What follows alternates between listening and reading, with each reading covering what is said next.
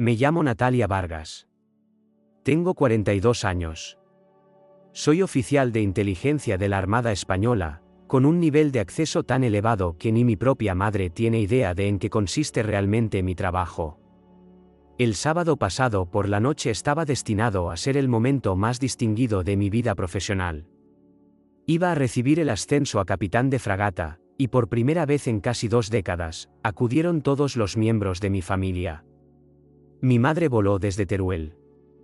Mi tía Isabel, una mujer que rara vez sale de su casa junto al lago, se puso perlas por primera vez desde que enterramos a mi padre. E incluso mi hermano, Cristian Vargas, un agente de campo del Servicio de Investigación Criminal de la Armada, permanecía en silencio al fondo de la sala, con un rostro de piedra, indescifrable. Debería haber sabido que algo iba mal en el momento en que me sonrió. El acto se celebró en un salón de banquetes privado en Cartagena. Uniformes de gala, medallas de servicio, copas de champán. La sala resplandecía de tradición. Hombres y mujeres con los que había servido en varios continentes alzaron sus copas en mi dirección. Mi oficial al mando habló cálidamente de mi discreción, mi lealtad, mis 15 años de servicio impecable bajo directivas clasificadas. Nunca me habían gustado los discursos, pero sonreí de todos modos porque ya casi había terminado. Justo cuando daba un paso al frente para recibir la caja ceremonial con la insignia, algo por lo que había trabajado media vida, Cristian subió a la tarima sin ser invitado. No alzó la voz. Simplemente miró a la multitud y dijo: «Detengan esta ceremonia. Es una farsante». Un murmullo de asombro recorrió la sala. Oí el tintineo de las copas contra las mesas. Una mujer entre el público susurró: «¿Qué está haciendo?». Y entonces, como si fuera una señal, Cristian sacó su placa y un par de esposas plateadas. Se volvió hacia mí. «Capitán de corbeta Natalia Vargas», dijo con voz cortante y precisa. «Queda arrestada por suplantar la identidad de un oficial de la Armada bajo una identidad falsificada». No hablé. No parpadeé. Dejé que me diera la vuelta y me pusiera las esposas a la espalda. Mi madre gritó. En algún lugar cerca de la mesa del buffet, a alguien se le cayó una copa de vino. Un coronel de infantería de marina gritó: «Esto es real». Nadie se movió. Cristian no vaciló. Levantó un sobre de Manila. Dentro había documentos impresos y fotografías oscurecidas. «Ni siquiera se llama Natalia Vargas», anunció. «Su nombre es Natalia Morgan, y ha estado operando con credenciales falsificadas bajo una autorización de bandera negra que no existe». La sala estalló en murmullos y muestras de incredulidad. Mi tía se llevó una mano al pecho. Mi prima tapó los oídos de su hijo. Mantuve la barbilla en alto y no dije nada. Había presenciado este tipo de escenas antes, solo que nunca de mi propia sangre. Cristian me guió hacia el pasillo central. Nadie lo detuvo. Ni el almirante de ceremonias, ni el agregado militar, ni siquiera el contraalmirante sentado en la tercera fila. Porque en ese momento, nadie sabía qué creer. Y eso era precisamente con lo que Cristian había contado. Entonces ocurrió. La atmósfera cambió. Alguien susurró: «¿Quién es ese?». Al fondo del salón, las puertas dobles se abrieron con un crujido y un hombre entró. Sin uniforme, sin medallas, solo un traje gris y una presencia que silenció a toda la sala. Caminaba con una ligera cojera, pero no llevaba bastón. Su pelo era plateado y estaba cortado a la longitud reglamentaria. Sus ojos eran fríos, calculadores y en absoluto impresionados. Las manos de mi hermano se quedaron quietas. El hombre se acercó lentamente, cada paso deliberado, y se detuvo a solo unos centímetros de donde estábamos. Miró directamente a Cristian. Luego, con una voz grave como un martillazo, pronunció 7 palabras. «Quítale las manos de encima a mi mujer». La sala cayó en un silencio absoluto. La expresión de mi hermano pasó de una confianza arrogante a la confusión y al puro terror. Tardó 3 segundos enteros en procesar lo que se había dicho. Me miró a mí, luego al hombre. Su mujer, tartamudeó. El hombre asintió una sola vez. Soy el almirante general Ramón Vargas. Excomandante de la flota de la Armada. Y esta mujer no solo es exactamente quien dice ser. Ha hecho más por este país de lo que a usted jamás se le permitirá saber. A alguien se le cayó el móvil. Una mujer ahogó un grito. La presentadora del acto se hundió en su silla como si la hubieran golpeado. Ramón se adelantó, me quitó las esposas de las muñecas y se las devolvió con calma a Cristián. Y si vuelves a ponerle una mano encima, ni tu placa te protegerá de lo que vendrá después. Mi hermano retrocedió un paso. Permanecí en silencio. No necesitaba decir ni una palabra, porque cada pregunta que antes había llenado esa sala ahora adquiría un peso completamente distinto.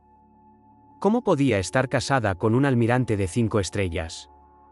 ¿Por qué no lo sabía nadie? ¿Era todo lo que dijo Cristián una invención, o algo peor, una verdad a medias? Ramón me rodeó la mano con la suya. Tenía los dedos fríos. Ni siquiera me había dado cuenta de que estaban temblando. Se volvió para dirigirse a la multitud.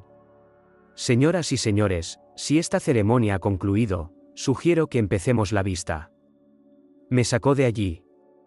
No se pronunció ni una palabra más. Pero mientras pasaba junto a las filas de amigos, familiares y extraños condecorados, algo me quedó claro. Algo mucho más peligroso que una traición se había desarrollado en aquella sala.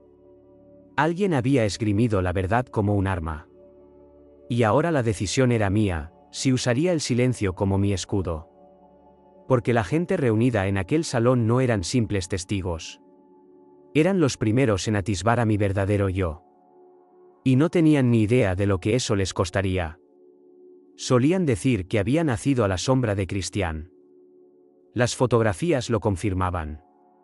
En cada foto familiar, él estaba en el centro, la barbilla levantada, el uniforme planchado, las medallas ganadas en programas de cadetes. Yo era el borrón en el borde, la de las rodillas raspadas, un libro en la mano y unos ojos que nunca miraban al objetivo de la cámara. Crecer en un hogar militar significaba que las expectativas venían de serie. Orden, excelencia, disciplina. Pero en nuestra casa, todas venían acompañadas de una regla no escrita: sé como Cristián. Mi madre nunca transmitió ese mensaje con malicia. Doblaba la colada y comentaba despreocupadamente: tu hermano siempre lustraba sus botas antes de la inspección. Oh, el sargento instructor de Cristián dijo que tenía potencial de mando. La frase que más oía: quizás si sonrieras más, la gente no pensaría que eres tan distante. Distante. Esa era su palabra educada para rara. Pero yo no era rara. Simplemente era callada. Observaba las cosas. Hacía preguntas. Escuchaba mucho más de lo que hablaba. Tenía un don para los patrones, los números, las estrategias, los códigos. Mientras otros niños jugaban al fútbol, yo estudiaba formaciones de vuelo militares y resolvía enigmas cifrados de los viejos manuales de entrenamiento de mi padre. Pero en un mundo que adoraba el carisma y el ruido, el silencio se malinterpretaba con frecuencia como debilidad. Cristián era la perfección de manual, capitán del equipo de rugby, estudiante de honor, el chico más popular. Incluso se ofrecía voluntario para doblar banderas en los funerales de los veteranos. A los 16 años, ya había declarado que se convertiría en oficial de la Armada y traería orgullo a la familia. A los 17, había sido aceptado en la Escuela Naval Militar. En la cena, él dirigía todas las conversaciones. Yo lavaba los platos. En la iglesia, la gente le estrechaba la mano. Yo me quedaba detrás de mi madre. Él era el destinado a la grandeza. Yo era la hija que leía demasiado. Recuerdo una vez, en segundo de la ESO, que batí un récord autonómico de matemáticas. Llevé el diploma a casa, radiante de orgullo por primera vez en semanas. Mi madre levantó la vista, asintió brevemente y dijo: «Qué bien, cariño. ¿Te has enterado?» Acababan de nombrar a Cristián capitán del equipo de debate. Y eso fue todo. No es que lo odiara. No lo hacía.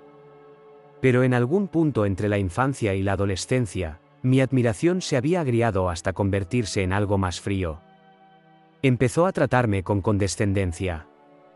Cada vez que mencionaba una nueva táctica que había leído en un manual de contrainsurgencia. Él sonreía con aire de suficiencia. Leer sobre la guerra y vivirla no es lo mismo, Natalia. A los 16 años, me pilló practicando el montaje de un fusil en el garaje. Negó con la cabeza y se rió. Deja eso para la gente que de verdad pasa las pruebas físicas. No dije nada. Siempre guardaba silencio, porque ya había aprendido que discutir con Cristian era como golpear un espejo, solo conseguías quedarte con fragmentos de ti misma. Mi padre falleció antes de que yo cumpliera los 18. Cáncer de pulmón. Décadas de servicio militar no pudieron protegerlo de lo que la guerra había dejado atrás. En el funeral, Cristian pronunció un panegírico impecable. Yo me quedé junto al ataúd y no derramé ni una lágrima. No porque no estuviera de luto, sino porque el dolor no tenía a dónde ir. Después, encontré a mi madre sentada sola. Me miró y dijo, tu hermano ha hecho que tu padre se sienta orgulloso hoy. Y así, sin más, enterró a 2 hombres en el mismo suspiro. Me alisté discretamente. Sin celebración, sin despedida. Tracé mi propio camino, solicité entrar en inteligencia y terminé entre los 3 primeros de mi promoción. Pero cuando llegó la carta de aceptación, no se lo dije a nadie. Ni a Cristian, ni a mi madre, ni siquiera a mí misma en un sentido real, porque una parte de mí todavía creía lo que todos ellos creían. Que yo era solo la chica del rincón. Una sombra. Un fantasma. Y los fantasmas no tienen desfiles. Simplemente aprenden a atravesar muros sin ser vistos. Y a veces esa es la única forma en que sobreviven. No le dije a nadie que me había alistado hasta la mañana en que me fui. Ni a mi madre, ni a Cristian, ni siquiera a mi mejor amiga del instituto. Hice una maleta ligera, una bolsa de lona, un cuaderno y un ejemplar de segunda mano de El arte de la guerra. La única llamada que recibí esa semana fue de un reclutador confirmando mi hora de partida. El campamento de instrucción no me intimidó. El silencio ya me había inculcado disciplina. El rechazo ya me había forjado resiliencia. Y ser invisible en mi propia casa ya me había enseñado a desaparecer a la vista de todos. A la 3ª semana, me seleccionaron para una evaluación aparte. No explicaron por qué, solo que había obtenido una puntuación excepcionalmente alta en lógica abstracta, codificación avanzada, aptitud para idiomas extranjeros y simulación de tiro. Me trasladaron a un recinto separado. 6 meses después, fui aceptada en inteligencia naval. Sin ceremonia, sin fotografías. Firmé un documento que eliminaba legalmente mi presencia de la mitad de los sistemas utilizados para rastrear al personal militar. A partir de ese momento, pertenecía a las sombras. Llevaba 4 identidades operativas diferentes, 3 pasaportes temporales y ni un solo perfil en redes sociales. Tengo 4 nombres, le dije una vez a un compañero. 3 nacionalidades falsas y 0 fiestas de cumpleaños desde 2009. Él pensó que estaba bromeando. No lo estaba.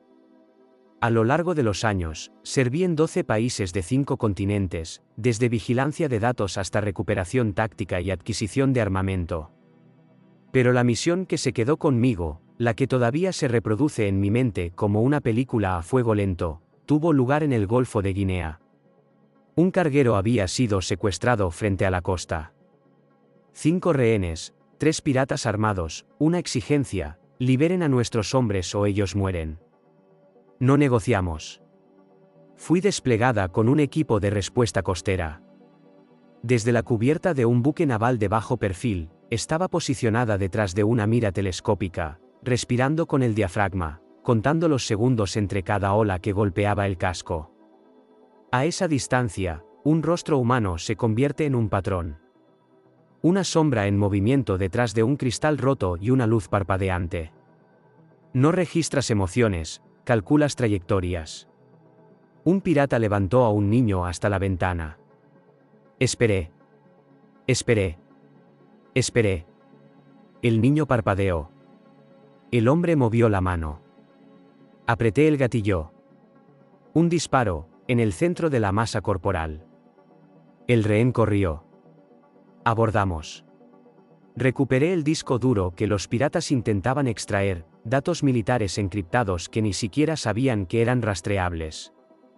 Salvamos 4 vidas. El 5.º rehén ya había sido ejecutado antes de nuestra llegada. Aún así, la misión fue clasificada como un éxito. Me dijeron, para esto entrenamos a los fantasmas, para tomar decisiones que los humanos corrientes no pueden. Pero los fantasmas no reciben medallas. Recibimos silencio. Volé de regreso al día siguiente, dormí en un barracón 4 pisos bajo tierra, comí sola, y ni una sola vez, llamó mi familia. Ni siquiera sabían que había salido del país. Mi madre me envió un correo electrónico esa semana sobre la boda de un vecino. Me preguntó si podría ir a Teruel por Navidad. Ninguna mención a mi despliegue. Ninguna mención a la crisis de rehenes que había ocupado los titulares mundiales durante 2 días seguidos. Era como si la Natalia que conocían hubiera sido reemplazada o, peor aún, olvidada. Pero esto es lo que pasa cuando te olvidan, con el tiempo, dejas de esperar que te recuerden. Así que me entregué a ello. Me convertí en el tipo de oficial que asignaban a los archivos negros. El tipo de mujer que podía desaparecer dentro de embajadas, hablar 3 dialectos de árabe e identificar un objetivo en un mercado abarrotado sin que nadie se diera cuenta. Dejé de buscar familia en la sangre. Empecé a encontrarla en nombres en clave y canales encriptados, en la quietud antes de un ataque, en la rara sonrisa de un compañero de equipo que entendía lo que significaba habitar un mundo donde el fracaso costaba vidas y el éxito no podía ser pronunciado en voz alta. Así que cuando la gente me pregunta ahora si alguna vez me sentí sola, no miento. Les digo la verdad. La soledad es manejable. Ser invisible para la gente que dice quererte, eso requiere práctica. Y yo lo había dominado. Había dominado el arte de ser un fantasma, porque a veces la única forma de servir de verdad es desaparecer. Llegué el día antes de la ceremonia. Mi vuelo aterrizó en Madrid poco después del mediodía, pero no conduje directamente a Cartagena.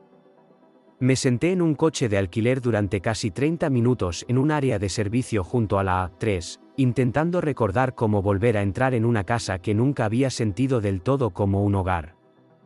La voz de mi madre fue lo primero que me saludó.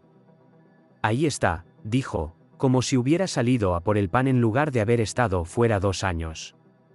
Me dio un abrazo, breve, con un solo brazo, con un vago olor a canela y Vicks Vaporub. Su pelo estaba más canoso de lo que recordaba. O quizás simplemente nunca me había fijado bien antes. La casa estaba más ordenada que antes, estéril, como si la hubieran despojado de recuerdos. La mesa del comedor ya estaba puesta para 8. Cubiertos pulidos, servilletas dobladas, un asado en el horno. Incluso Cristian estaba allí temprano, de pie junto a la ventana, mirando su móvil.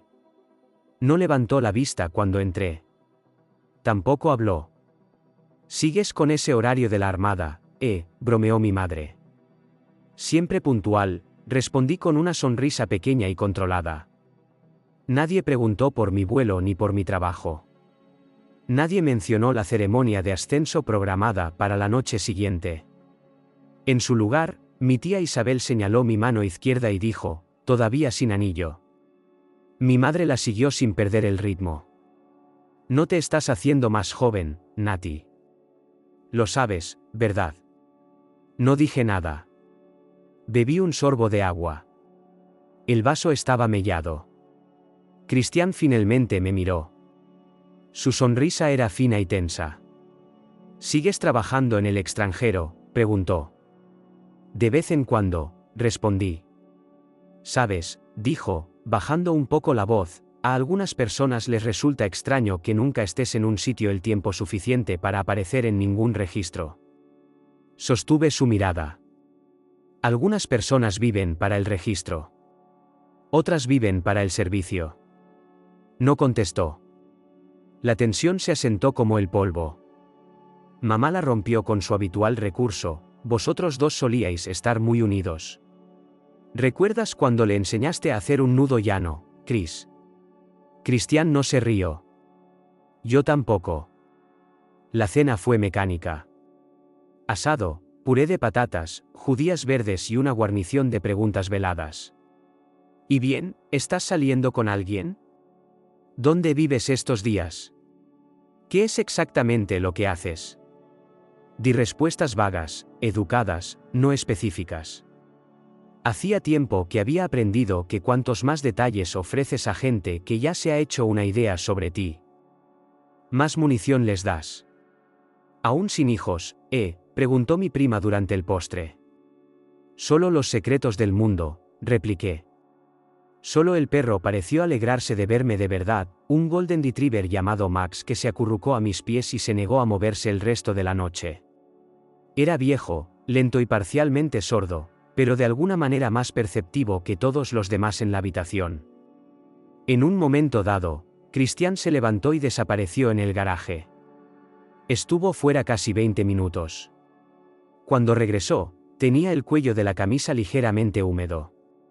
¿Todo bien?, le pregunté. Solo iba a por el vino, respondió. Pero sus ojos no coincidían con la respuesta. Algo acechaba detrás de ellos, silencioso y contenido, pero a punto de estallar. Como un hombre que ha ensayado un discurso demasiadas veces y no está seguro de cuándo pronunciarlo. Más tarde esa noche, mientras ayudaba a mi madre a guardar los platos, dijo: «Sabes, nunca imaginé que seguirías sola a los 40». Mantuve la espalda hacia ella. «Quizá no estoy tan sola como crees». Ella suspiró. «Siempre se te ha dado tan bien guardar secretos». «No es un cumplido, Nati». Quise decirle que el hombre con el que me había casado me entendía de formas que nadie más lo había hecho, que su ausencia era intencionada, que proteger a alguien a veces significaba permanecer invisible. Pero no lo hice. Porque en esa casa, la verdad era solo otro idioma extranjero. Esa noche, tumbada en la vieja habitación de invitados, la misma colcha, los mismos pósteres despegados en la pared, miré al techo y pensé: algo no va bien. Él sabe algo. Está planeando algo. No me equivocaba. Simplemente no tenía ni idea de lo lejos que ya había llegado. Después de la cena, la casa se quedó en silencio de esa manera particular que lo hacen las familias cuando la charla trivial se agota y todos simplemente esperan a que los demás se vayan. Mi madre se retiró a sus crucigramas. La tía Isabel veía una reposición de Saber y Ganar a bajo volumen. Las primas desaparecieron en la habitación de invitados, riéndose de algo en la pantalla de un móvil. Fue entonces cuando Cristian apareció en el pasillo, con 2 vasos en la mano. «Vamos», dijo. «Tomemos una copa. Solo nosotros dos». Salimos al porche trasero. El aire de noviembre era cortante pero no brutal. Me entregó un vaso de brandy. Solo. Como solía beberlo nuestro padre. El porche no había cambiado, la misma barandilla astillada, el mismo carrillón de viento que no había funcionado correctamente en años.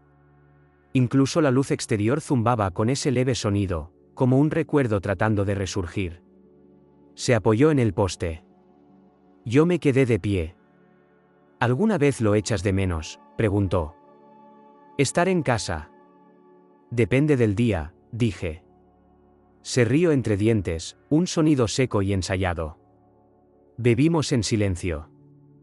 Luego, con ese mismo tono demasiado casual que usaba cuando me pillaba robando galletas por la noche, dijo: «Sabes, llevo tiempo queriendo preguntarte algo». No respondí. Conocía ese tono demasiado bien. «Es verdad», continuó. «Lo que dicen de ti, que has estado desplegada en zonas de conflicto». Levanté una ceja. «¿Te refieres a si alguna vez he estado en una zona de guerra?» Él asintió. «Sí, quiero decir, la historia oficial siempre es tan vaga. Nunca publicas nada, nunca escribes, nunca llamas». A veces parece que ni siquiera existes. Bebí el brandy lentamente. Quizá de eso se trata, dije. Él sonrió con suficiencia, aunque no había calidez detrás de ello. Entonces, ¿botas sobre el terreno, o simplemente estabas sentada en alguna base con aire acondicionado escribiendo informes? No parpadeé, no me inmuté. Solo lo miré. Silencio. Esperó una respuesta que nunca llegó. Hacía tiempo que había aprendido que cuando alguien hace una pregunta que no es realmente una pregunta, es un desafío. Y la mejor respuesta es ninguna. Cristian tomó otro sorbo, luego fijó la mirada en la oscuridad más allá del jardín. Sabes, dijo, he visto mucho en mi trabajo. Casos de fraude, valor robado, órdenes falsificadas. Te sorprendería cuánta gente se inventa autorizaciones para salir adelante. No me miró al decirlo. No lo necesitaba. Dejé mi vaso en la barandilla del porche. Buenas noches. Chris, dije, y volví a entrar. No me di la vuelta para ver si me estaba mirando. Más tarde esa noche, mientras la casa se sumía en el sueño, Cristian estaba solo en el garaje con las luces apagadas. Se llevó el teléfono a la oreja y habló con esa cadencia cortante y oficial que le había oído usar en los tribunales. Sí, dijo. Está confirmado. Estará aquí mañana por la noche. Una pausa. Procederemos después de que comience la ceremonia. Delante de todos. Otra pausa, una respiración lenta.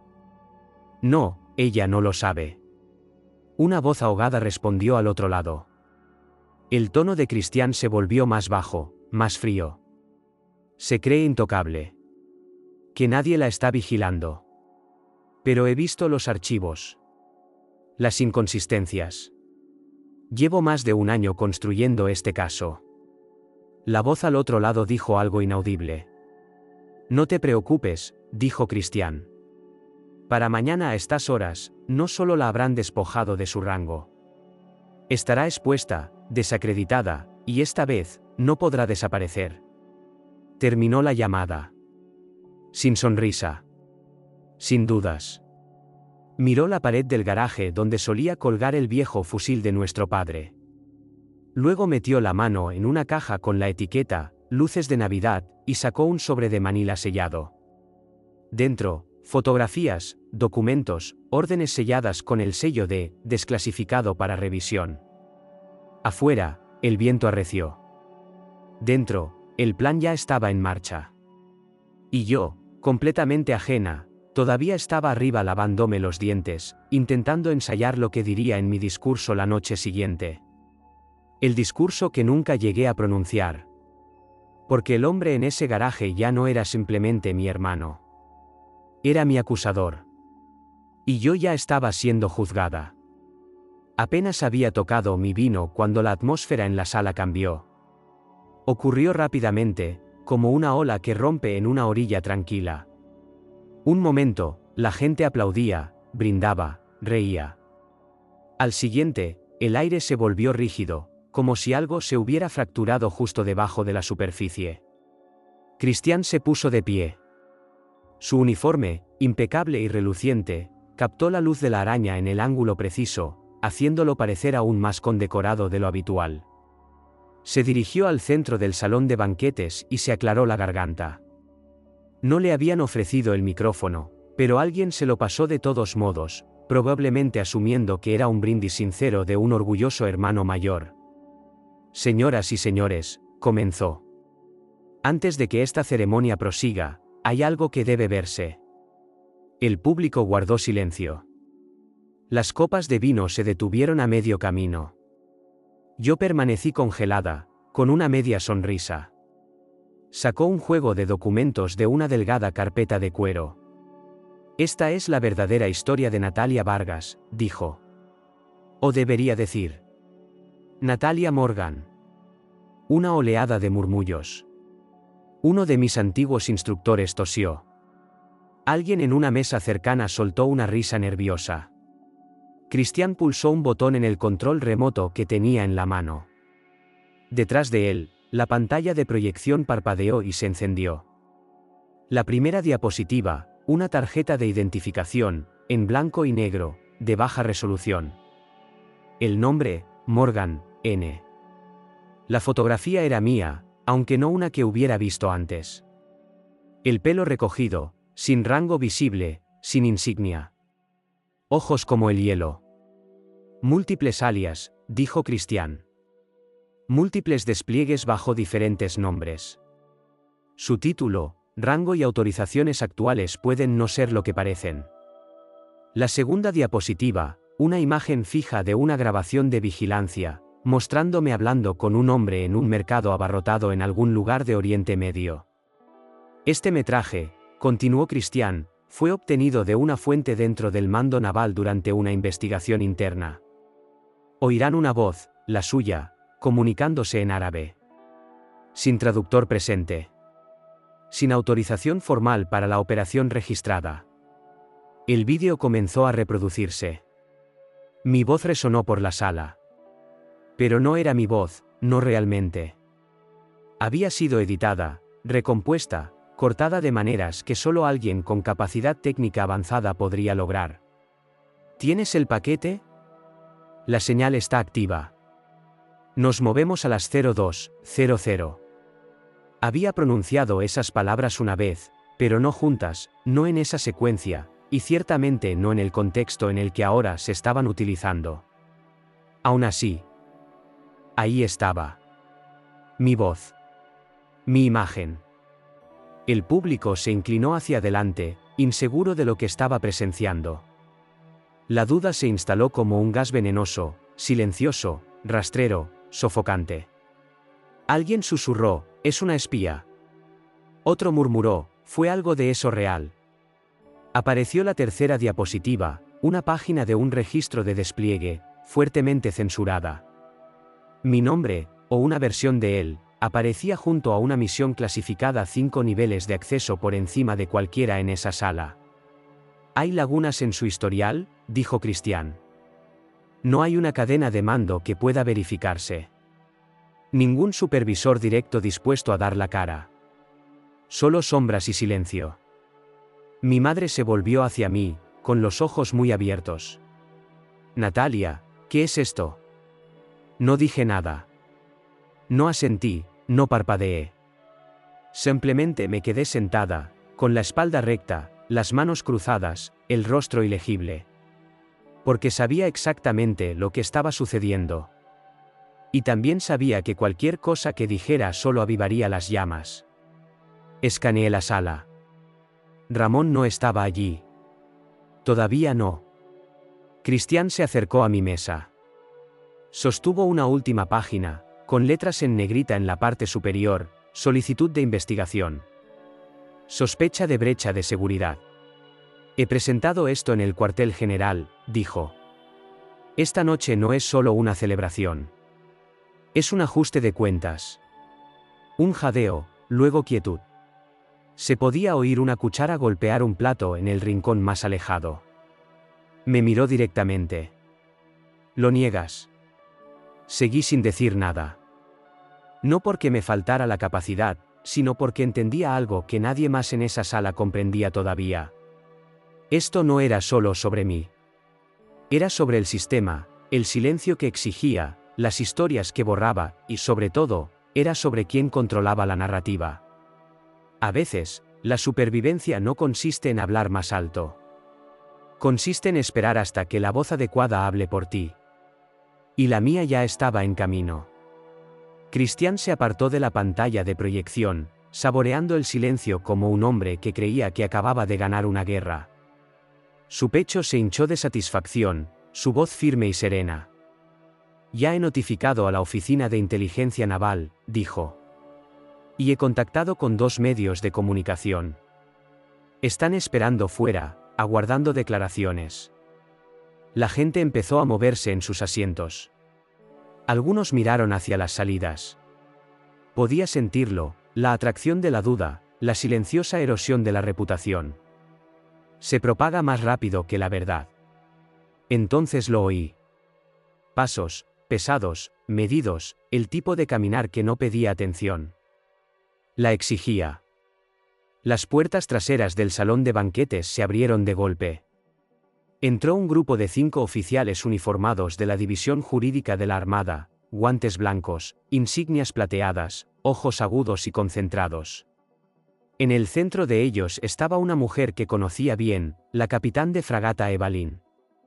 Una vez nos sentamos juntas durante un interrogatorio en una base secreta en el norte de Noruega, aunque nadie más en esa sala lo sabría. Llevaba una carpeta sellada en la mano. Christian se giró, parpadeando rápidamente.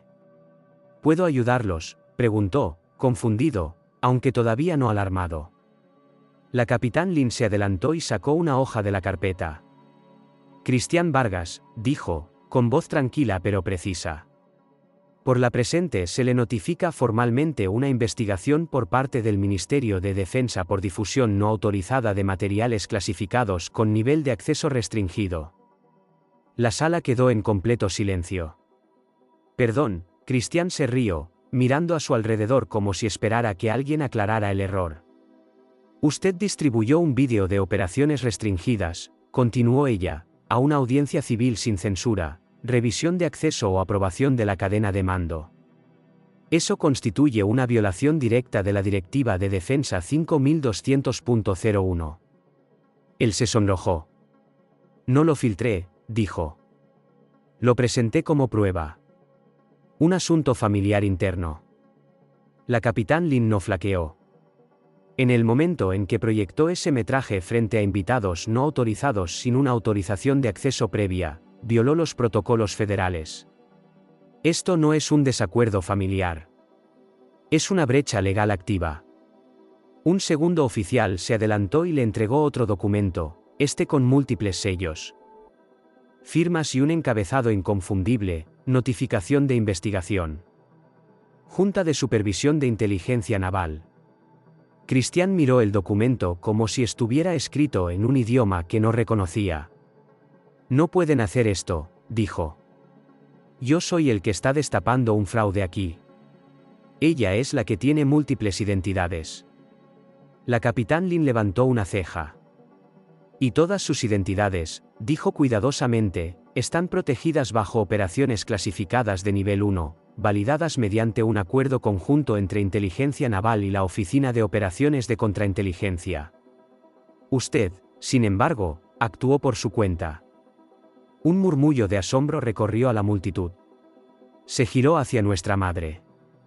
Mamá, ¿viste el vídeo, verdad? ¿Oíste lo que dijo? Eso no era normal. Mamá no respondió.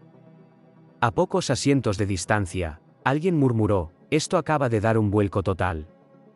Y así había sido, porque de repente la sala ya no era un tribunal con Christian como fiscal. Ahora era él quien estaba bajo los focos. Uno por uno, los invitados que me habían estado mirando fijamente desviaron su atención hacia él. No me moví, no sonreí, no parpadeé, solo sostuve su mirada.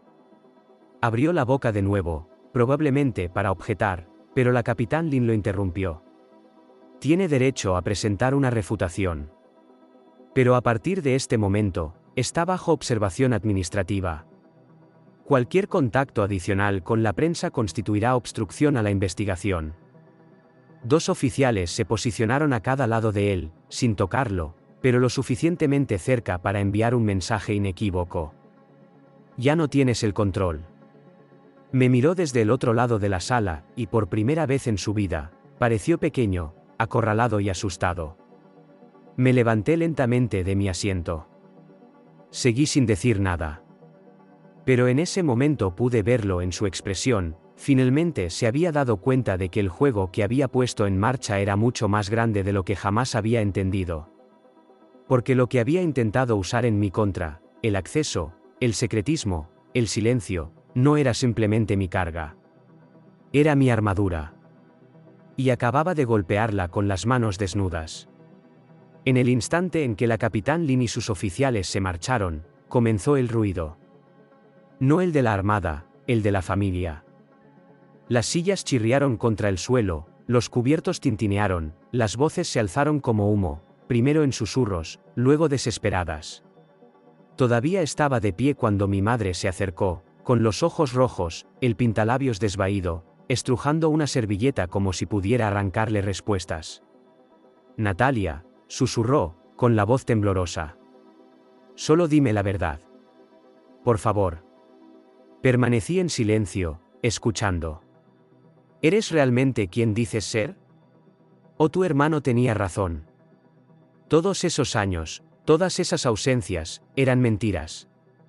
Sus palabras no me golpearon como deberían. Aterrizaron más bien como un hematoma que ya habías previsto. Retrocedió un paso, secándose la mejilla. Ya ni siquiera sé qué creer. Entonces intervino la tía Isabel, con los brazos cruzados y el juicio ya dictado. Siempre fuiste demasiado callada, Natalia. Siempre fuera, siempre en algún lugar misterioso. Nos inquietaba a todos. Miró a los demás en la mesa, buscando su aprobación. Nunca preguntamos directamente, pero siempre nos lo preguntamos, ¿qué clase de vida es esa? Sin fotografías, sin vacaciones, sin marido. Simplemente no es normal.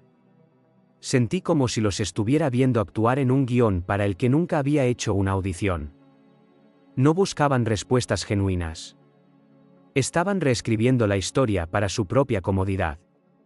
No discutí, no me defendí, porque ninguno de ellos buscaba claridad. Querían certeza. Y eso nunca había sido algo que yo pudiera ofrecer. Así que me escabullí por el pasillo, pasando junto a retratos que ya no reconocía. Afuera, nevaba, en silencio y sin disculpas. Me quedé bajo la luz del porche, con las manos desnudas, el aliento empañando el aire frente a mí. El frío fue un alivio. Se sentía limpio y honesto. Entonces oí pasos detrás de mí. Me giré, preparándome para más acusaciones. Pero era Lucía, mi prima, de apenas 20 años, de voz suave y amable, la única que me había escrito durante los despliegues, incluso cuando las cartas nunca regresaban. Se sujetaba el abrigo con un brazo y con el otro me tendía una taza humeante. Chocolate, dijo. Del de verdad. La acepté sin decir palabra. Nos quedamos una al lado de la otra, viendo los copos de nieve caer sobre el jardín helado. Luego dijo en voz baja, no sé qué ha pasado ahí dentro. No entiendo ni la mitad de lo que se ha dicho, pero, hizo una pausa, su voz apenas un susurro. Te creo. La miré. ¿Por qué? Se encogió de hombros. Porque no te inmutaste. Ni una sola vez. No te defendiste, no porque no pudieras, sino porque no lo necesitabas. Eso me golpeó más fuerte de lo que esperaba. Todos ahí dentro, añadió, querían una explicación que los hiciera sentir cómodos. No la verdad. Eso es lo que los asustó. Solté un aliento que no sabía que estaba conteniendo. Eres más valiente que todos ellos, ¿sabes?, dijo. Sonreí, muy levemente. No, respondí. Solo estoy acostumbrada a las habitaciones frías. Ella se rió suavemente. Bebimos chocolate juntas en silencio. Luego dijo, pase lo que pase, quiero ayudar. No hay nada en lo que ayudar, le dije. Aún así, dijo ella. Quiero estar ahí. No deberías tener que estar sola por hacer algo que importa, aunque ellos no puedan entenderlo. Esas palabras se quedaron conmigo. No porque borraran todo lo que había sucedido, sino porque me recordaron que a veces las voces más pequeñas albergan la fe más profunda. Dentro de la casa, mi madre seguía llorando. Mi tía seguía susurrando. Cristian probablemente estaba rumiando a solas en una habitación cerrada, repasando todo lo que había perdido. Pero aquí fuera, solo había nieve y chocolate. Y una chica que todavía creía en mí, incluso cuando el resto de mi familia no lo hacía. A veces la familia no se define por un apellido compartido. Se define por quién comparte tu silencio y aún así elige quedarse. La nieve nos siguió mientras conducíamos. Ramón no había dicho ni una palabra desde que subí al coche. Sus manos descansaban sobre el volante, no tensas, sino firmes, como si contuviera algo poderoso. Las calles de Cartagena estaban silenciosas y frías. No fue hasta que pasamos la vieja librería naval que finalmente rompió el silencio. ¿Mantuviste la línea esta noche? No respondí. Solo observé cómo las farolas parpadeaban contra el parabrisas. Leí el expediente completo, continuó. Todo lo que Cristian reunió, cada fragmento, cada registro que manipuló. Respiró hondo. Ni siquiera entendía lo que estaba viendo. Creyó que había encontrado un escándalo. No se dio cuenta de que estaba caminando por un cementerio. Esa frase me atravesó como una astilla de hielo. Porque tenía razón. Había 3 nombres en ese expediente. 3 rostros, 3 operativos. Los 3 estaban muertos. No por mi culpa directamente, sino por un error cometido meses antes. Un paquete de datos desviado a través de un canal no verificado. El canal que Cristian me había instado a usar una vez para ahorrar tiempo. Y yo lo había usado. Cerré los ojos. Si digo la verdad, susurré, 3 funerales se harán públicos. Ramón asintió lentamente. Y si no lo haces, puede que tu nombre nunca quede limpio. Los susurros continuarán. Tu madre seguirá dudando. Cada medalla que has ganado acumulará polvo junto a la vergüenza. Me miró brevemente. Así que tengo que preguntar, ¿qué quieres? La pregunta se sentía demasiado vasta para cualquier respuesta. Miré por la ventana de nuevo. Un niño paseaba a su perro por la acera, envuelto en una bufanda demasiado grande para él, completamente ajeno a los secretos, a los lazos de sangre, a las guerras libradas detrás de pantallas cerradas y tumbas sin marcar. Si hablo, dije, 3 vidas serán desenterradas pero no honradas, solo expuestas. Sus familias no recibirán más que preguntas, titulares y vergüenza. Añadí en voz baja, y si guardo silencio, mi familia creerá que soy una mentirosa. Que traicioné la bandera. Que me inventé toda mi carrera. Ramón exhaló pesadamente. Entonces, ¿qué verdad pesa más? Fue entonces cuando me giré y lo miré. No como su esposa, no como la oficial que una vez protegió, sino como una mujer que había vivido junto a fantasmas durante demasiado tiempo. Deja que piensen que soy una farsante. Dije. Deja que susurren. Deja que me llamen impostora. Puedo soportarlo. Miré mis manos enguantadas. Pero no dejaré que nadie sepa quién murió realmente, ni por qué. Se giró para mirarme de frente, una mano todavía en el volante, la otra sobre la palanca de cambios. Natalia, no le debes protección a tu hermano. No se trata de él, respondí. Se trata de los que confiaron en mí para mantener sus nombres enterrados. Incluso en la deshonra. Especialmente en la deshonra. Él asintió una vez, lentamente, con algo parecido al dolor. Me equivoqué hace años, dijo en voz baja. Te dije que guardar silencio te hacía invisible. Pero ahora lo entiendo, es lo que mantuvo a otros con vida. El coche se detuvo en un semáforo en rojo. Sin bocinas, sin tráfico. La ciudad contenía la respiración. ¿Estás segura de esto?, preguntó. Sí, respondí, sin dudar. Incluso si eso significa perder a tu madre para siempre. Mejor que desprecie una mentira a que llore una verdad que nunca podría comprender. Me tomó la mano, un toque ligero, no para consolar o persuadir, simplemente para recordarme que no estaba sola. Entonces guardaremos silencio, dijo. Pero no nos quedaremos quietos. Asentí. Porque hay una diferencia. El silencio no es rendición. Puede ser una armadura. Puede ser una rebelión.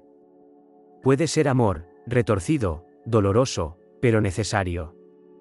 Y mientras el semáforo se ponía en verde y continuábamos adentrándonos en la nevada, susurré los nombres de los 3 que habían muerto, solo una vez, solo para mí. Luego los dejé ir. Hay un nombre que nunca pronuncio. Ni en voz alta. Ni en mi memoria. Ni siquiera en la soledad de mis propios pensamientos. Pertenece a un niño que no vi hasta que ya era demasiado tarde. Fue mi cuarta operación encubierta, una misión en el sur de Mali. La información de inteligencia era sólida, o eso creíamos. Nuestro objetivo, extraer datos encriptados de una terminal de satélite clandestina operada por un señor de la guerra que traficaba armas a través de las fronteras. Estaba diseñada para ser un ataque quirúrgico. 3 minutos dentro, 4 hostiles neutralizados, un disco recuperado. Mínima exposición, mínimo riesgo. Yo estaba estacionada en alta mar a bordo de un destructor furtivo equipado con guía de drones. Mi función, desencriptación en tiempo real y mando de francotiradores. Cuando llegó la señal, accedí a la transmisión y vigilé el complejo. 4 firmas de calor, consistentes con perfiles de hombres adultos. El dron sobrevoló 2 veces. Llegó la confirmación por satélite. Di luz verde. Disparamos. 2 disparos, uno del dron, uno de un equipo coordinado en tierra. La terminal fue destruida. El disco fue recuperado. Y entonces llegó el grito. No por la radio, no por las comunicaciones, sino a través de la cámara secundaria. Retraso en la imagen térmica. Un niño, de unos 7 años, saliendo a rastras de debajo de los escombros de la estructura trasera. No lo habíamos detectado. No había aparecido en el escáner de calor. Había estado durmiendo bajo unas planchas de metal, aislado de la detección. Y ahora ya no estaba. Nunca lo incluimos en el informe. No fue listado en ningún recuento de enemigos. Nadie en el mando dijo ni una sola palabra. No hubo investigación, ni consecuencias. En su lugar, me dieron una mención honorífica, una medalla por despeje de respuesta rápida y preservación de datos en condiciones hostiles. La rechacé. Lo llamaron humildad. No lo era. Era culpa. Después, solicité un nuevo destino. Solo inteligencia profunda. Sin autoridad sobre armamento, sin autorización para matar, solo sombras. Me convertí en la persona que diseñaba misiones pero nunca más apretaba un gatillo. Y cada vez que intentaban prenderme una medalla en el pecho, encontraba una razón para ausentarme. Despliegue clasificado. Traslado urgente. No disponible. Porque los honores no se sienten como honores cuando descansan sobre huesos. De vuelta al presente, estaba sentada sola en una habitación tranquila, la misma sala de reuniones en Rota que había visitado docenas de veces antes. Solo que esta vez, había traído algo conmigo. Un sobre pequeño y sin marcar. Dentro, una única fotografía del complejo tomada días antes del ataque. 4 adultos y un niño, de pie juntos fuera. Ni siquiera eran datos operativos, solo una imagen interceptada compartida entre campamentos de milicias. La había visto antes de la misión. Pero la había descartado porque el escáner de calor leía 4. Porque la presión decía, adelante. Porque era joven y estaba decidida a demostrar que podía tomar una decisión sin dudar. Y lo hice. Y maté a un niño cuyo nombre nunca supe. Por eso no busco el reconocimiento público. Por eso nunca invité a mi familia a las ceremonias. Por eso seguí siendo un fantasma. Algunas verdades son demasiado pesadas para la luz del día. No porque sean vergonzosas, sino porque conllevan un peso que ninguna explicación puede aliviar. Ramón me preguntó una vez por qué no había corregido a mi hermano cuando me llamó farsante. Porque no se equivoca del todo, dije. Solo está incompleto. He salvado vidas desde entonces. He descifrado códigos que detuvieron camiones bomba. He redirigido ataques aéreos que habrían arrasado hospitales. Pero nada de eso trae de vuelta a ese niño. Nada de eso deshace esa historia. Así que la llevo conmigo, no como una carga, sino como un contrapeso. Porque el trabajo que realizo en las sombras no se trata de esconderme. Se trata de proteger. Y a veces proteger la verdad significa enterrarla tan profundamente que nadie pueda volver a usarla como arma. Especialmente tu propia familia. No se desarrolló en un tribunal de mármol con techos altos y eco. No hubo cámaras, ni mazo, ni jurado popular. Fue un consejo de guerra, privado, metódico y brutal en su contención. Cristián estaba sentado a 3 sillas de mí, con el uniforme impecable, la postura aún conservando un rastro de arrogancia. Pero sus ojos parpadeaban. Siempre lo hacen cuando está acorralado. El oficial que presidía, el contraalmirante Serrano, no se dirigió a él primero. Me miró a mí. Capitán de corbeta Vargas, tiene derecho a guardar silencio.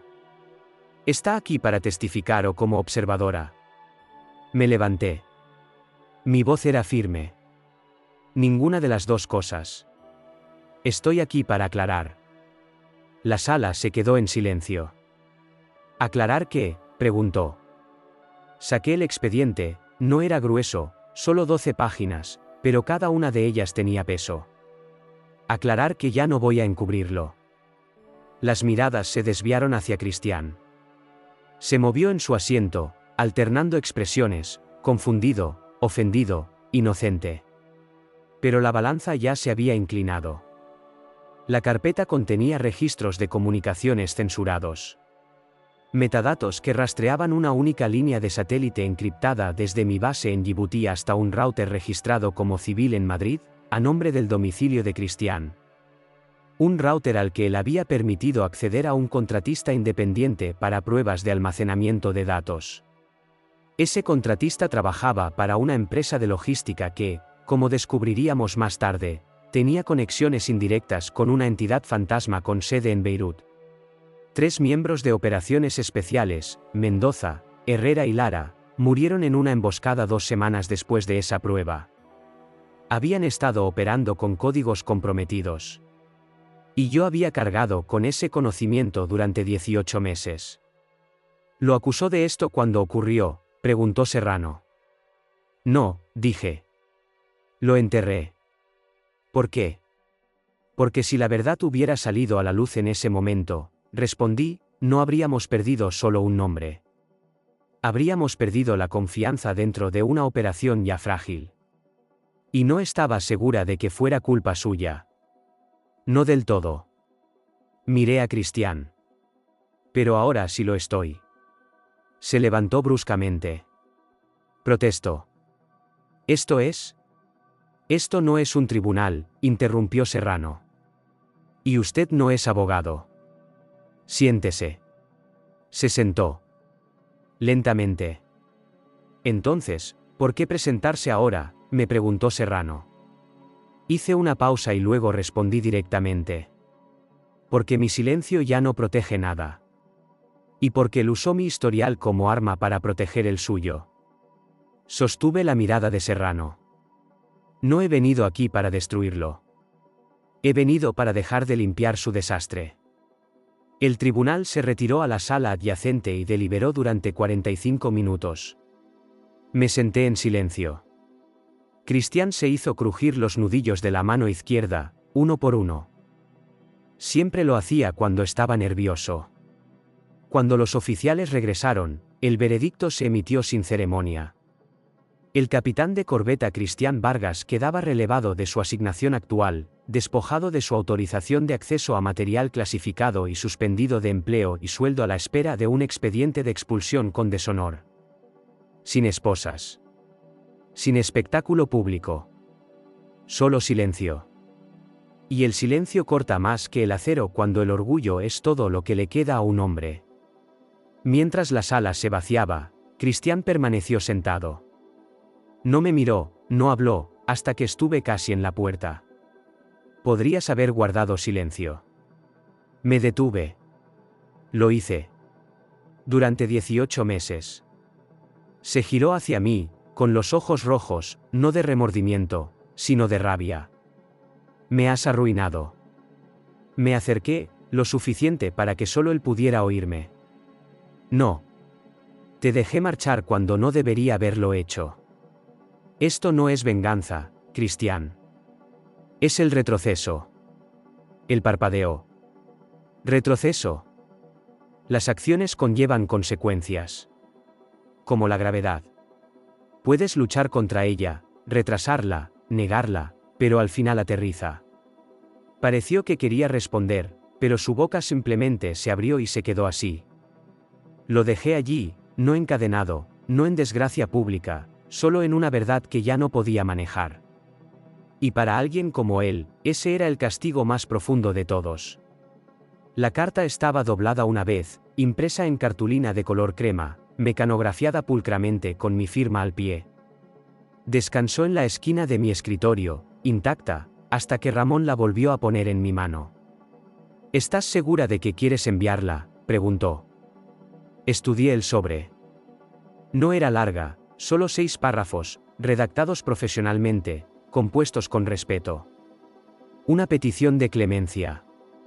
Una solicitud para que la pensión militar de mi hermano se conservara parcialmente en base a su servicio honorable previo, y para ahorrarle a nuestra madre una última humillación.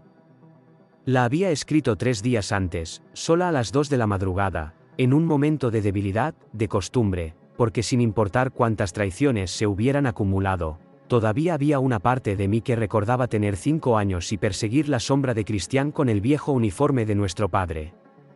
Pero ya no tenía 5 años. Y las sombras no eran algo que persiguiera ahora. Caminaba a través de ellas. Tomé la carta de Ramón, la sostuve en mi palma y sentí su peso, no físico, sino moral. Pensé en dejarlo pasar, dije en voz baja. De verdad que lo pensé.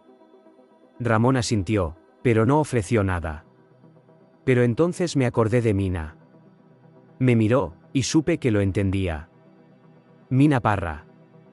Operadora de reconocimiento especial.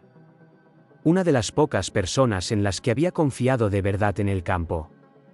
Murió durante una operación en el norte de Siria, la que se desmoronó tras la filtración de datos que se originó por la negligencia de mi hermano. Su muerte se atribuyó a un error de comunicación hostil. Pero yo sabía la verdad. Sostuve la carta entre mis dedos, luego la rompí deliberadamente por la mitad. Y otra vez. Y otra vez, hasta que no fue más que un puñado de pedazos silenciosos. El perdón no es debilidad, dije. Pero la verdad necesita que alguien mantenga la línea. La mirada de Ramón no se apartó de la mía. No hizo ningún movimiento para detenerme, porque esto no se trataba de venganza. Se trataba de trazar un límite que debería haber establecido años atrás. Más tarde esa tarde, me encontré en el pequeño cementerio justo a las afueras de la escuela naval. Sección 5, parcela 72. No había multitud, ni ceremonia, solo un nombre grabado en piedra oscura. TTE, Mina Parra. Ninguna familia había venido a reclamarla. No tenía hermanos vivos, ni padres registrados. Pero me tenía a mí. Me arrodillé y coloqué un pequeño ramo de camelias blancas sobre la tumba. Sin nota, sin cinta, solo las flores. Merecías más, susurré. No solo en vida, sino en el recuerdo. Me senté allí un rato. El tiempo suficiente para que el viento se levantara y tirara de la chaqueta de mi uniforme. El tiempo suficiente para que el dolor aflorara y se asentara. No porque yo fuera responsable de la muerte de Mina, sino porque había intentado proteger a quien sí lo era. Cuando me levanté, me sentí más ligera. No libre, pero resuelta. Siempre habría una parte de mí preguntándose, ¿y si? ¿Y si hubiera hablado antes? ¿Y si hubiera exigido una investigación en su momento? Pero el dolor no responde a hipótesis. Solo cede ante la verdad. Mientras me alejaba de la tumba de Mina, no miré hacia atrás. Ella no habría querido compasión. Habría querido responsabilidad. Y finalmente se la estaba dando. El teléfono sonó tarde, de ese tipo de tarde que no es una emergencia, sino una vacilación envuelta en un mal momento. Dejé que sonara 2 veces antes de contestar. Dígame. La línea estuvo en silencio un momento, luego, ¿estás bien? La voz de mi madre, suave y tentativa, como alguien que llama a una puerta que antes fue suya pero que no ha visitado en mucho tiempo. No respondí de inmediato. ¿Por qué? ¿Cómo respondes a eso viniendo de la mujer que una vez te dijo que deberías sonreír más porque a ningún hombre le gusta una soldado? ¿La madre que solía preguntar por qué no podías ser más como tu hermano? Ese mismo hermano acababa de intentar destruirme públicamente. Y ahora llamaba para preguntar si estaba bien. Cerré los ojos. Dejé que el silencio ocupara el espacio entre nosotras. Luego hablé lentamente. Estoy dando clases ahora. ¿Clases de qué?, preguntó. Estoy ayudando a mujeres jóvenes a convertirse en la versión de sí mismas que una vez solo soñé que alguien podría creer que ya era. Otro silencio. No del tipo pesado esta vez, simplemente honesto. Eso está bien, dijo. Eso está muy bien. Pude notar que quería decir más. Quizás una disculpa. Quizás una justificación. Pero a veces, lo más significativo que un padre puede hacer, cuando llega con décadas de retraso, es simplemente aparecer en el silencio. No me despedí. Simplemente terminé la llamada. Algunas conversaciones no requieren conclusiones. Solo necesitan existir. A la mañana siguiente, me encontraba al borde del campo de entrenamiento de la base. Iniciativa de Liderazgo Avanzado Naval, un programa que había ayudado a construir desde cero. El viento cortaba a través de mis mangas, ese tipo de frío que agudiza los sentidos sin embotar el instinto. Frente a mí, 24 mujeres formaban en perfecta formación, todas en la veintena, todas de mirada aguda, todas considerablemente más duras de lo que cualquiera asumiría a primera vista. Di un paso adelante, mis botas crujiendo contra el suelo endurecido por la escarcha. No voy a deciros que seáis fuertes, dije. Porque la fuerza no significa lo mismo todos los días. No parpadearon, no asintieron, simplemente escucharon. Algunos días significa mantener vuestra posición. Otros días significa permitiros sentir el peso antes de intentar levantarlo de nuevo. Caminé lentamente por la fila, deteniéndome entre cada mujer. Esto no se trata de demostraros nada a nadie, y menos a vuestras familias, vuestras relaciones pasadas o algún oficial al mando que todavía piensa que «señor» suena más natural que «señora». Unas cuantas medias sonrisas se abrieron paso en la formación. Se trata de dominar el arte de ser subestimada y convertirlo en un arma. Detrás de mí, Ramón observaba desde la distancia. Nunca intervenía durante mis sesiones. Una vez dijo que tenía un don para transformar el dolor en precisión. No lo corregí. Simplemente usaba lo que tenía. Cerca del final de la fila, una joven cadete con el pelo rapado y ojos oscuros y concentrados sostuvo mi mirada. Se apellidaba Santos. Me recordaba a mí misma a los 22, feroz, silenciosa, analítica. ¿Por qué sigue llevando cordones negros, mi capitán?, preguntó. No estaba en el manual de entrenamiento. No se suponía que hablara sin que se le dirigiera la palabra. Pero respondí. Porque los cordones negros son los que llevas cuando has enterrado a alguien que no pudiste salvar. Asintió una sola vez y no preguntó más. Lo entendió. Esa tarde, estaba sola en el campo de tiro. Las dianas se reiniciaban cada 30 segundos. Cada disparo que hice dio en el blanco, medido, limpio, sin vacilación. Los casquillos gastados se esparcían a mis pies como dudas descartadas. Ya no disparaba por medallas. Ya no disparaba por aplausos. Disparaba para recordarme a mí misma que incluso cuando el mundo cuestiona tu identidad, todavía puedes encontrar la paz en tu puntería. El cierre no siempre llega como claridad. A veces simplemente llega como quietud. Y a veces el silencio es la forma más limpia de justicia. El banco es viejo, liso por los bordes, sus pernos de metal oxidados por décadas de aire salino. Pero mira hacia el agua. Eso es todo lo que siempre he necesitado. Me senté allí vestida de civil, jersey gris, vaqueros, sin medallas, sin insignias. Solo una mujer dejando que el viento se abriera paso por su cabello. El puerto de abajo estaba tranquilo, salvo por el suave tintineo de los aparejos de los buques de entrenamiento y el sonido lejano de los cadetes cantando órdenes. Una vez estuve donde están ellos. Ahora me siento aquí. Una sombra cayó desde atrás. Botas demasiado nuevas, pasos demasiado cautelosos. No me giré hasta que oí la voz. Señora, ¿es usted la capitán de corbeta Vargas? Levanté la vista. Una chica, de apenas 20 años. Pelo rapado, hombros cuadrados, manos aún no del todo callosas. Su placa de identificación decía Ortega. Eso depende de quién pregunte.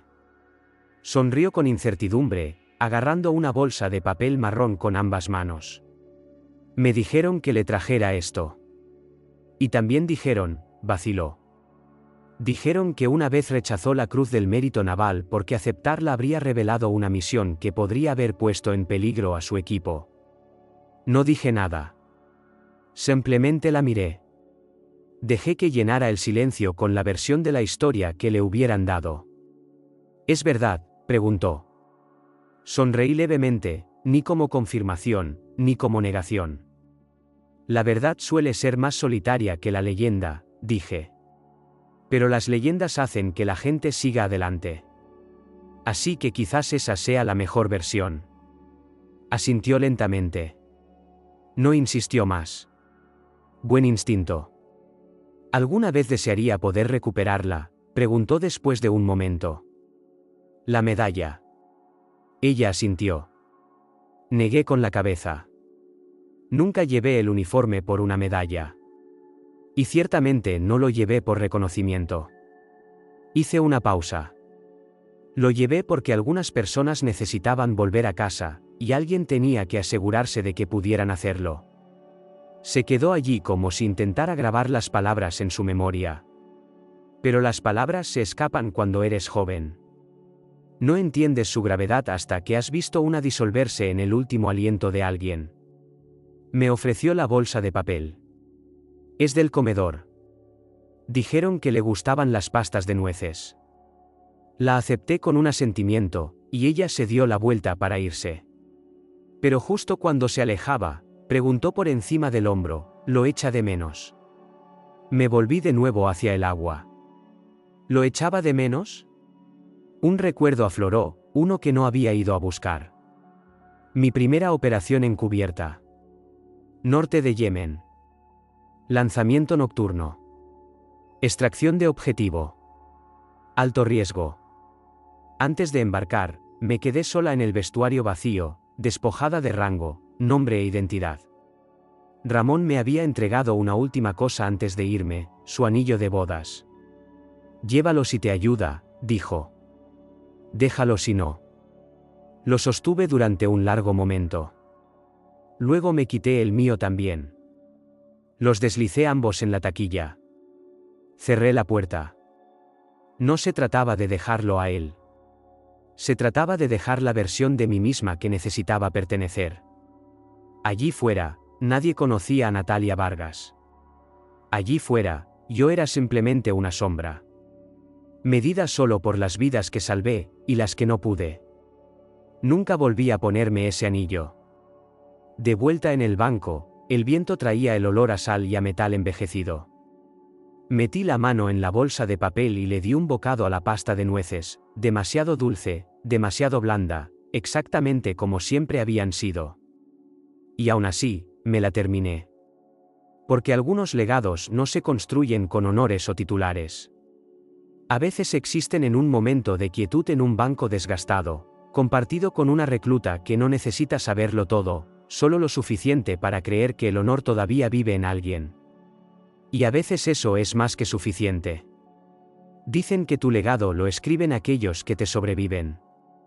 Pero el mío fue escrito en el silencio entre las órdenes. En el aliento que contuve cuando elegí no hablar. En la sombra en la que me adentré para que otros pudieran caminar libremente en la luz. Una vez estuve de pie con mi uniforme de gala en una ceremonia de ascenso, una sala reluciente de metales pulidos y copas alzadas. Fui esposada delante de todos ellos. Por mi propio hermano. Me llamó farsante, traidora, fantasma. Pero no dije nada, no porque no tuviera nada que decir, sino porque algunas verdades no requieren ser defendidas. Se defienden solas con el tiempo. He llegado a comprender que el silencio no es debilidad. A veces es la única fuerza que te queda, especialmente cuando las personas que creías que estarían a tu lado son las mismas que están preparando la soga. Salí de esa sala con la cabeza bien alta. No porque el mundo restaurara mi nombre, sino porque nunca lo había llevado para su beneficio en primer lugar. Me han llamado muchas cosas. Capitán. Francotiradora. Espía. Esposa. Pero el título que más significa es el de maestra. Hoy, estuve de pie al fondo de una ceremonia, no para mí, sino para ellas.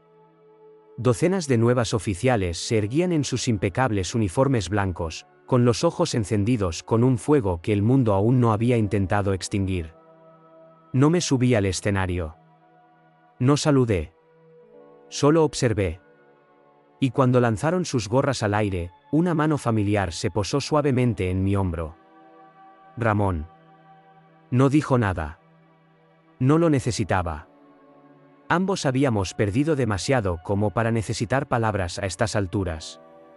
Detrás de las nuevas oficiales, la bandera de la Armada ondeaba bajo un cielo gris, no en triunfo, sino en silenciosa resistencia. Así que aquí estoy. Hablando contigo. Quizás es tarde donde estás.